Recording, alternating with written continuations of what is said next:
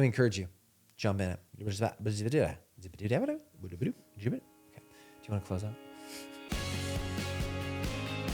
I'm Jeff. This is Allie. This is the Wake Coaching Podcast. We talk about family, business, and legacy. Today, we're going to talk about the importance of inside of a family. This is just reality for all humans, but the necessity, the need, the yearning for feeling known and knowing other people.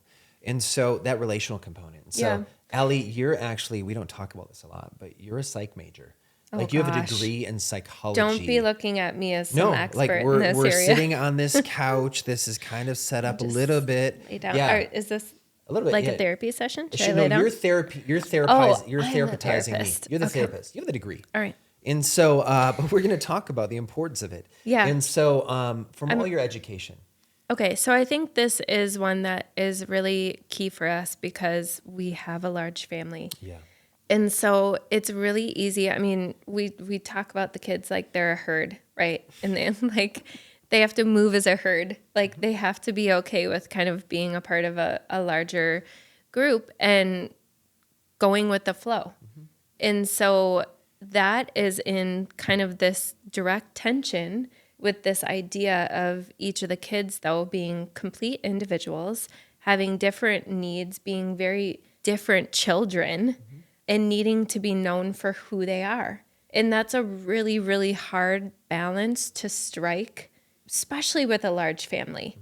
So we see a lot of this when we're parenting our kids and, you know, we're trying to discipline or reward, just help shape their behaviors and motivate them.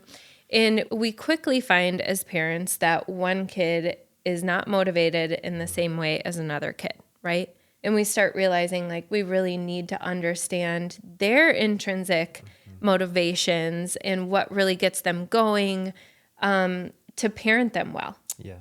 Like one size does not fit all at all. Like we'd actually love to set it and forget it, but we can't because the point you're saying, like one kid needs something different than another kid. Yeah. And so let's just take a moment and talk about the idea, like Maslow and the hierarchy of needs. Yeah. The first psychological need after your basic needs, like for food, water, shelter, is to be known, feel known. It's a relational concept. Yeah. And it is so incredibly important to have a sense of community, to have a sense of like, you are my best friend or you have my back or you know me. Like I honestly am incredibly honored. I feel incredibly honored when someone treats me in a way that is in alignment with how I am wired, how I'm made. When someone will say, hey, I know that your love language is acts of service, and then they serve me, they bring me a cup of coffee. I'm like, oh my gosh, you love me. And it's like, no, it's just coffee, Jeff. I'm like, no, but you love me. Like I felt known in that moment, right? Yeah. And so we have a whole truckload of kids and we're constantly shrinking them. I shrink them all the time. And I've shrunk kids and I shrink people too all the time. And because it's not like I'm trying to figure them out to try to manipulate or something. It's like I'm trying to figure them out to help them. How do I help them become the best version of themselves? Right? And sometimes, not sometimes, we all have blind spots to ourselves. We don't fully understand who we are, strengths or weaknesses, the blessings and the burdens, right? We don't fully understand that. And so oftentimes we need someone, a third party on the outside speaking into what they see in our lives. So let's talk about a little bit like one of the things that we do is like we're big on Enneagram. We're big on Myers-Briggs. We're big on love languages, just understanding, even Strength Finders, you can throw that in there too. But we're big on those things because it identifies strengths or personality types. There's a difference between identifying and identity. So just to be clear, like identifying means like, well, hey, I know that Noah is more of an introvert. That identifies him. It's not his identity. Like, well, he's introverted, so he doesn't have to do something. Well, no, he's introverted, so maybe doing that thing is going to pull him out of his shell more and help him become more of a well-rounded human being, right? Now, living in the tension of understanding he's an introvert, not an extrovert. So he can't do the same as Jack, who's our 20-year-old, who is 157% extrovert and needs to be around people for his own mental health, right? He's a better human when he's around people.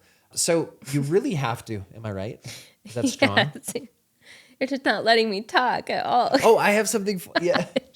So, I say that to say, I know you're the psych major. I'm the one doing all the talking.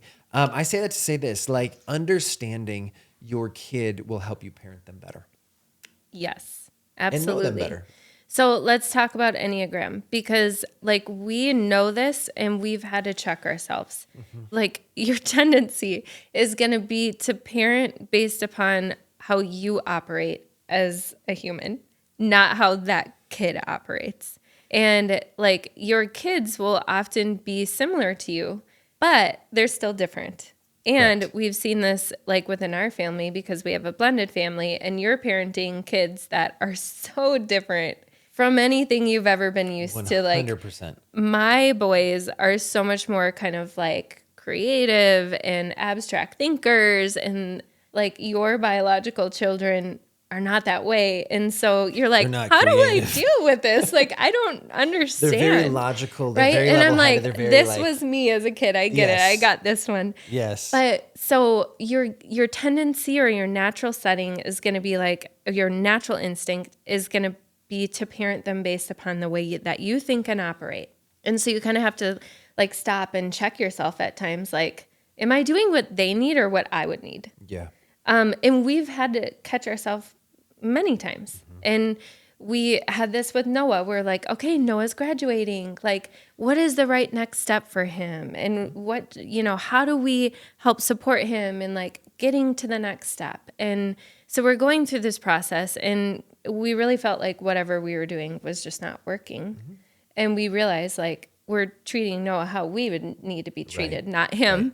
Yeah. And so we dug into Enneagram because we love Enneagram.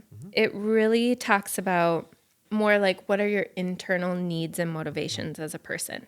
And we know Enneagram well, but we read through it like with Noah in mind and we're like, what is Noah? You're not supposed to type people. You're not supposed to type people. You're not supposed to do that. We think that's crap. We type people. all We the did time.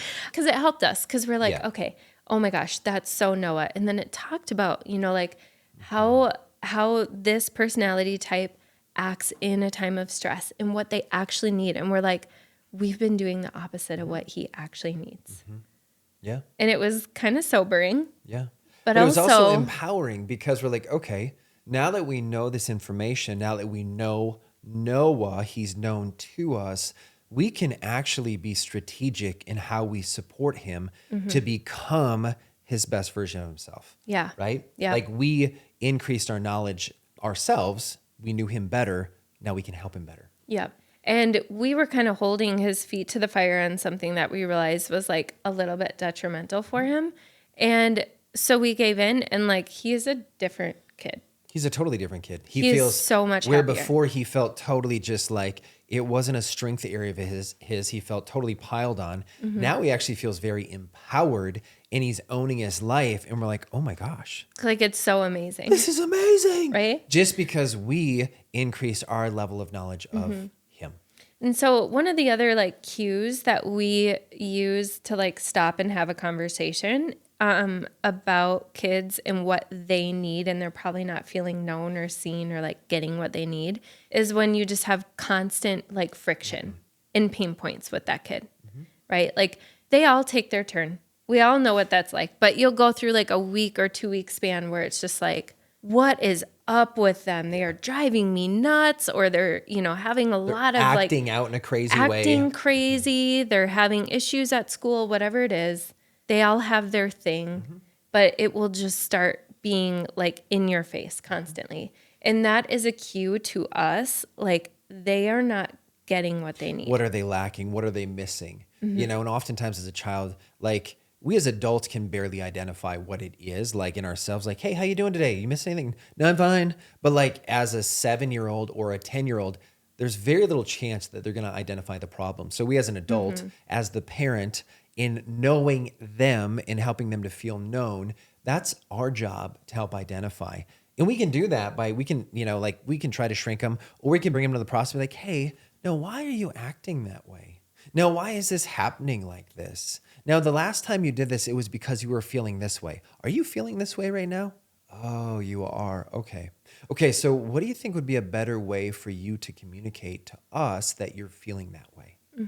oh, okay, that's a good idea. Or like, no, let's not do that. It's a conversation that you can have, even if they're 7. You're like, well, Jeff, they're the abstract, they're not quite concrete. Well, I promise you, our son Amos, he has he can communicate like how he's feeling. And then sometimes he'll just cry. I'm like, buddy, what's wrong? I don't know. Okay, it's okay. Just cry.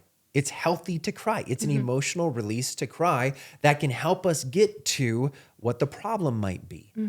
Yeah, but it's teaching them to understand themselves and advocate for feeling known, because the world's not always going to give that to you, right? Everybody's so busy. Everybody is really honestly just thinking about themselves. And so if you're not able to communicate what you need and advocate for that, especially within relationships, like that's the most basic need we have, right? You're not going to feel fulfilled. And so this is something that just having those conversations with them is teaching them, like, let's dig deeper and let's help you understand what's going on internally. And I think as a parent, understanding our role, it's not necessarily like a right or wrong position. I grew up where if I disagreed with my dad, or even want to discuss something with my dad, like it was generally I was wrong, or it was a disagreement component where it was like, well, we think differently or see differently. And it wasn't about thinking different or seeing differently. It was just not about having clear communication or being willing to ask the question. And so I think for us, even seeing like, hey, we're guides in this. Like we're guiding our child through from abstract into concrete, into adolescence, into preteen, into teenage years, into young adult years. Like we're a guide in this. And our approach has to change along the way. But one of the greatest things you can do is just ask questions. Like, well, why do you feel that way? Well, how did that make you feel when so-and-so said this to you, or so-and-so said this about them? Like asking questions, because what that does is your child might be acting out in a way they don't fully understand either. And you asking the question, like, how did that make you feel? Or why did you think that? Like what that does, it's you guiding them, not you necessarily knowing the answer, because oftentimes we're surprised by the answer. Like, oh, wow, I guess I didn't realize that. So you're not stepping in as the authority in the space, even though you have authority as the parent. You're stepping in as a guide in a safe space to be like, hey, let's get to the bottom of that feeling. Let's get to the bottom of you understanding why you feel that way or why you acted out that way, if that makes sense. I think it's so incredibly important. Take time, have conversations, slow it down. I know sometimes a kid acts out and you immediately feel disrespected. I do anyways. Feel disrespected, dishonored, and discipline's coming. Just slow it down. Some great homework is, if you haven't learned Enneagram, Road Back to You. A really good book you could read. Is it Road Back to Me? I can't remember if it's you or me, but it's one of those, and it's about Enneagram. Enneagram. The other really it. great place, the other really great place to find it is the EnneagramInstitute.com. You can go on, take a test. It takes a bit, like it's a bit of discovery about yourself and then others, first of all. Don't expect to do that one quickly. It takes time. Yeah, but it's an incredible tool for relationships and understanding people, who they are, what they really need. And then love languages. I feel like we probably all roll our eyes. I know it's been around for a long time, but if you haven't read that book. It's the 5 Love Languages by Gary Chapman. Yeah. Great resources. Yeah. And a really basic one is Myers-Briggs. You can jump online, take a Myers-Briggs. This is more of a basic, like Ali talked about Enneagram being the core motivation. And Myers-Briggs is more of an external presentation of that. Like, you're extroverted or introverted. You are big picture or detail oriented. You process things through your mind or through your emotions. So it's basic level of helping you understand, like, oh, our child is an introvert, so they need time. They're acting out a certain way. They need time by themselves. So it's a much easier way, quicker way to understand your child. But Enneagram will help you get to the reason, well, why are you acting the way you're acting? Why is that? So a couple tools, call to action. I encourage you, Enneagram, as Ali mentioned, Myers-Briggs, and love languages. Those will help you in such a big way to help your child feel known and be known. So I encourage you. Wake Coaching Podcast. If you enjoyed that, if it was beneficial to you, I encourage you, subscribe, comment in there. Let us know your thoughts on it. I'm Jeff. This is Ali. Can't wait to see you next time.